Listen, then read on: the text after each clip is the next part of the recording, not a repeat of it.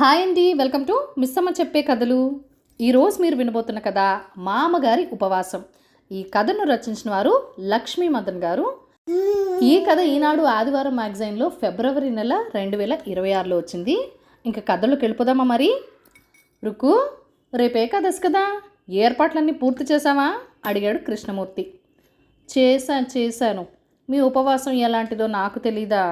మహా గొప్ప దీక్ష, వెటకారంగా అంది రుక్కు అనే రుక్మిణి. అక్కడే ఉన్న ఇంటి కొత్త కోడలు సమీర, మావయ్య గారికి భక్తి ఎక్కువ అనుకుంటా, ఉపవాసం చేస్తానంటే అత్తయ్య ఏంటి పెడసరంగా సమాధానం చెప్తున్నారు అనుకుంది. సమీర, నాకు వంటింట్లో పనుంది, మన పాలవాడికి ఫోన్ చేసి రేపు 4 లీటర్ల పాలు తెమ్మని చెప్పు అని పురమాయించింది రుక్మిణి. 4 లీటర్లు ఎందుకు అత్తయ్య? ఎవరైనా బంధువులు వస్తున్నారా సందేహంగా అడిగింది సమీర.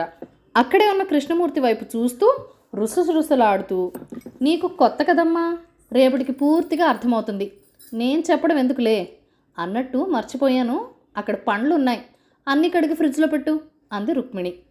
ఓ మూలన బుట్ట నిండా పళ్ళను చూసి ఆశ్చర్యపోయింది సమీర. అన్నింటికీ అనుమానపు ప్రశ్నలు అడిగితే బాగుండదని, ఆ అత్తయ్య ఎవరికైనా తాంబూలాలు ఇస్తున్నారేమో, ఉపవాసం అంటున్నారు కదా అనుకుంది. కొడుకు సాగర్ ఏదో టూర్ ఉందని వెళ్ళాడు. ఈ మధ్య పెళ్లి జరిగి అత్తవారింటికి వచ్చిన సమీరకు అక్కడి పరిస్థితులు ఇంకా పూర్తిగా అవగతం కాలేదు. మావయ్య గారు ఇంత భక్తిగా ఉపవాస దీక్ష చేస్తుంటే తను ఆఫీస్కి వెళ్తే బాగుండదని సెలవు పెట్టే పరిస్థితి లేకున్నా అతి కష్టం మీద సెలవు తీసుకుంది. రుక్కు, పూరీలు చేయి, అందులోకి ఆలు కూర, అరటిపళ్ళ పాయసం చేసి పెట్టు, అస్సలే రేపు ఉపవాసం అన్నాడు కృష్ణమూర్తి. ఆ పని మీదే ఉన్నాను, తప్పుతుందా అంది రుక్మిణి చివిసుగ్గా. అత్తయ్య, మావయ్య రాత్రికి భోజనం చేయరా అడిగింది సమీర. నీ అనుమానాలన్నీ రేపటికి తీరుతాయని చెప్పాను కదా, అప్పటి వరకు నన్నేం అడక్కు. నాకు ముందే మహా చిరాగ్గా ఉంది, అసలే కొత్త అమ్మాయివి, నేను చిరాకులో ఏదన్నా అంటే నొచ్చుకుంటావు అంది రుక్మిణి. సమీం ఇంకేం మాట్లాడకుండా తెల్లవారి పూజ కోసం దేవుడు పాత్రలు శుభ్రంగా కడిగి తుడిచింది, పూలమాలలు అల్లిపెట్టింది.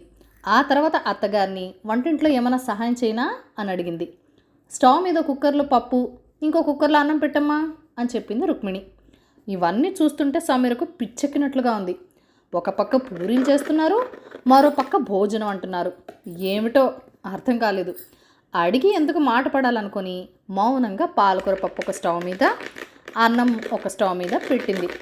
అప్పుడే వేయించిన 6 వేడి పూరీలను ఒక ప్లేట్లో పెట్టి, ఆలు కూర ఒక గిన్నెలో, అరటి పండ్ల పాయసం మరొక గిన్నెలో వేసి కృష్ణమూర్తి కోసం టేబుల్ మీద పెట్టింది రుక్మిణి. అప్పుడు సమయం దాదాపు రాత్రి 8 అయింది. పూరీలను తిన్న కృష్ణమూర్తి, ఒకవేళ నేను పడుకుంటే 11 గంటలకు లేపు అని చెప్పి పడక గదిలోకి వెళ్ళిపోయాడు. తొందరగా భోజనం చేసే అలవాటున్న రుక్మిణి, సమీర చెరో 2 పూరీలు తినేసి వంటింట్లో పనిచేసుకున్నారు. తర్వాత సమీర తన గదిలోకి వెళ్ళి పడుకుంది. కృష్ణమూర్తిని 11 గంటలకు లేపి భోజనం వడ్డించింది రుక్మిణి. మంచినీళ్ళ కోసం వచ్చిన సమీర ఆ దృశ్యాన్ని ఆశ్చర్యంగా చూసింది. ఇప్పుడే కదా పూరీలు తిన్నారు, మళ్ళీ ఏంటి భోంచేస్తున్నారు అనుకుంది. విషయం కొద్ది అర్థమైనట్టే అనిపించింది సమీరకి. రేపు తొందరగా లేవాలి, అలారం పెట్టుకుని పడుకుంటే మంచిది, లేకపోతే మామగారు పొద్దున్నే అభిషేకం చేసుకుంటుంటే ఆలస్యంగా లేస్తే సిగ్గుగా ఉంటుంది అనుకుని వెళ్ళి పడుకుంది. సమీర వేకువనే లేచి స్నానం చేసి పూజ చేసుకుంది. అప్పటికే రుక్మిణి పూజాధికాలు పూర్తి చేసుకుని 3 లీటర్ల పాలను మరిగించి పెట్టింది. కృష్ణమూర్తి లేచి స్నానం చేసి వంటింటి గడప దగ్గరికి వచ్చి, రుక్కు, కాఫీ అయిందా లేదా అన్నాడు గొంతు నీరసంగా పెట్టి. అదేంటి, ఇది రోజు కాఫీ తాగే టైమే కదా, ఏదో ఆలస్యం అయిపోయినట్లు గొంతు అంత నీరసంగా పెట్టారేంటి అనుకుంది సమీర. రుక్మిణి పెద్ద గ్లాస్ నిండా చిక్కని కాఫీ తెచ్చిచ్చింది. గబగబా తాగి, నా పూజ అయ్యే లోపల పండ్లు కోసిపెట్టు అన్నాడు హడావిడిగా. అప్పటికే దేవుడి గది చక్కగా అలంకరించి పెట్టింది సమీర.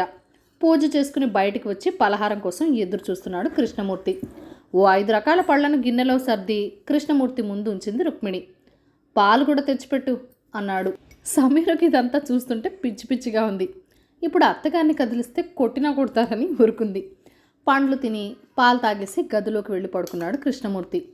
అత్తాకోడళ్ళిద్దరూ చెరో పండు నైవేద్యం పెట్టుకుని తిన్నారు. మధ్యాహ్నం 1 గంట ప్రాంతంలో మామగారి గది నుంచి గట్టిగా ములుగులు వినిపించసాగాయి. అత్తయ్య, మామయ్యకి ఏమైనా బాగాలేదా, వెళ్ళి చూద్దానండి అంది భయపడుతూ.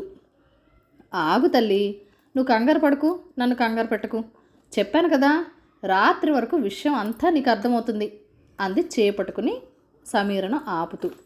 అప్పటికే వండిన సగ్గుబియ్యం కిచిడి ఒక ప్లేట్లో వడ్డించుకొని ఒక పెద్ద గ్లాసులో మజ్జిగ తీసుకుని టేబుల్ మీద పెట్టి కృష్ణమూర్తిని పిలిచింది. ఏంటో రుక్కు, మహా నీరసంగా ఉంది.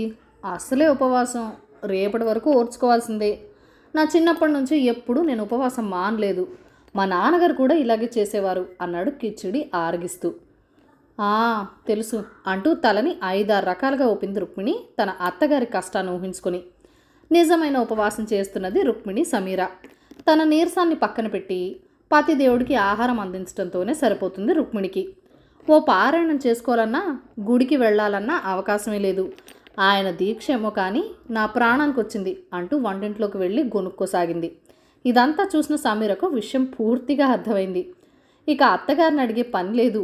ఇదంతా మామగారి ఉపవాస దీక్ష. పాపం, ఇన్నేళ్ల నుంచి ఎంత కష్టపడుతున్నారో అని తనలో తాను నవ్వుకుంది. మావయ్య, ఇంకా ఏదైనా తింటారా? పాపం నీరసంగా ఉన్నట్లుంది.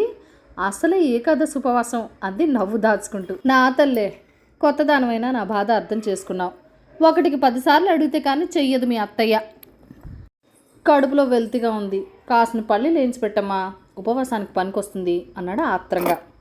ఆయన తింటున్నది చాలక చేసి పెట్టడానికి నువ్వు కూడా తయారయ్యావా అంది రుక్మిణి చిరాగ్గా.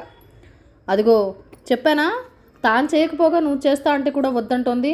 నాకెంత నీరసంగా ఉందో తనకేం అర్థమవుతుంది. నువ్వు వెళ్ళి వేయించమ్మా అన్నాడు సోఫాలో అలాగే పడుకుంటూ. కోడలిచ్చిన పల్లీలు బెల్లం కలిపి తిని మళ్ళీ పడక గదిలోకి వెళ్ళాడు. సాయంత్రం 4 కాగానే ఒక పెద్ద గ్లాసు చాయ్, దాంతోపాటు ఒక 1/2 డజన్ బిస్కెట్లు తిన్నాడు. ఇక ఆకలి ఓర్చుకోవడం చేతకాక అలా బయటకు వెళ్ళొస్తానని బయలుదేరాడు. రోడ్డు మీద వెళ్తుంటే మిరపకాయ బజ్జీ బండివాడు చక్కగా మిర్చిలు వేస్తున్నాడు. చూడగానే కృష్ణమూర్తికి నోట్లో నోరులోరాయి. గబగబా ఆ బండిని దాటుకుంటూ వెళ్ళిపోబోయాడు. ఇంకా ముందుకు వెళ్ళగానే జిలేబీల బండివాడు కనిపించాడు. ఛీ, అసలే ఉపవాసంతో ఉన్నాను, ఎక్కడికి వెళ్ళినా ఈ బండ్లే దర్శనమిస్తున్నాయి, దాని బదులు ఇంటికి వెళ్ళడమే మంచిది అనుకుంటూ తిరుగుముఖం పట్టాడు. కానీ మనసులో మిరపకాయ బజ్జీ జిలేబీ తినాలనే కోరిక విపరీతంగా పెరిగిపోయింది. బజ్జీ ఇంట్లో చేయించుకోవచ్చు, కానీ జిలేబీ కష్టం అని 1 కిలో ప్యాక్ చేయించుకున్నాడు. రుక్మిణి చూడకుండా ఆ పొట్లాన్ని గూట్లో దాచిపెట్టాడు. రుకు, ఇక నేను ఆకలికి ఆగలేనే, కాస్త మిరపకాయ బజ్జీలు చేసి పెట్టు, కాసిని తిని పడుకుంటాను. రేపు తొందరగా లేచి పులిహార పాయసం దద్దోజనం చేయి, దేవుడికి నైవేద్యం పెట్టి దీక్ష విరమిస్తాను. రేపు కూడా ఆఫీస్కి రానని చెప్పాను, భోజనం చేసి విశ్రాంతి తీసుకుంటాను అన్నాడు. తల బాదుకుంటూ ఫ్రిడ్జ్ దగ్గరికి వెళ్ళింది రుక్మిణి. అక్కడే ఉన్న సమీర, నేను చేస్తాను, మీరు వెళ్ళి పడుకోండి అత్తయ్య, అసలే ఉపవాసం, పైగా పొద్దుటి నుంచి క్షణం తీరిక లేకుండా మామయ్య కోసం ఏదో ఒకటి చేస్తూనే ఉన్నారు. మామయ్య చేసే ఉపవాసం అంటే ఎవరైనా చెయ్యొచ్చు, అయినా అది కూడా కష్టమే, అన్ని రకాలు తినడం ఆయనకే చెల్లింది అంది నవ్వుతూ. అర్థమైందా తల్లి, నిన్ను అడిగావు కదా, అన్ని పాలెందుకని ఇన్ని పండ్లు ఎందుకని అంటూ వెళ్ళి మిర్చి బజ్జీల సంగతి చూడు, నేను 2 నిమిషాలు పడుకుంటాను అంది రుక్మిణి. పాలు తాగి పడుకోండి, మామయ్యకి ఏదైనా అవసరం వస్తే నేను చూస్తాను అంటూ ఓ గ్లాసు పాలు రుక్మిణికి ఇచ్చింది. ప్రేమగా సమీర వైపు చూస్తూ పాల గ్లాస్ తీసుకుని తాగేసి వెళ్ళి పడుకుంది రుక్మిణి. కోడలు మిరపకాయ బజ్జీలు చేస్తుంటే ఆలస్యానికి ఆగలేని కృష్ణమూర్తి దేవుడి గది ముందు కూర్చొని తాళాలతో భజన చేసాగాడు. ఏ తీరుగనను దయచూసేదవో ఇనవంశోత్తమ రామా అంటూ. ఇదంతా వింటూ నవ్వాపుకోలేక సతమతమవుతూ మిరపకాయ బజ్జీలు చేసింది సమీర. కృష్ణమూర్తి కోడలు చేసిన మిరపకాయ బజ్జీలు ఆరగించి గూట్లో దాచిపెట్టుకున్న జిలేబీలను మెల్లగా అటువైపు వెళ్తూ ఒకటి, ఇటువైపు వెళ్తూ ఒకటి తింటూ దాదాపు 12 గంటల వరకు అలాగే గడిపాడు. 12 దాటగానే అమ్మయ్య, ఏకాదశి అయిపోయింది, ద్వాదశి వచ్చేసింది, ఇప్పుడు ఏదైనా తినచ్చు అంటూ ఫ్రిడ్జ్లో ఏదైనా దొరుకుతుందేమో అని వెతకసాగాడు. ఇదంతా గమనించిన సమీర, రేపు తొందరగా లేచి ఆ వంటకాల సంగతి చూడాలి, ముందు అర్జెంటుగా మామగారి ఉపవాస దీక్ష అంతా సాగర్తో పంచుకోవాలి అని నవ్వుకుంటూ తన గదిలోకి వెళ్ళిపోయింది. కథ సమాప్తం. ఈ కథను లైక్ చేయండి, షేర్ చేయండి. మన ఛానల్ని ఫస్ట్ టైం చూసినట్లయితే కనుక సబ్స్క్రైబ్ చేసుకొని ప్లీజ్ మీ సపోర్ట్ ఇవ్వండి. మీ అమూల్యమైన ఫీడ్బ్యాక్ అండ్ సజెషన్స్ నాతో కామెంట్ సెక్షన్లో కూడా షేర్ చేసేయండి. Thank you for watching. Bye bye.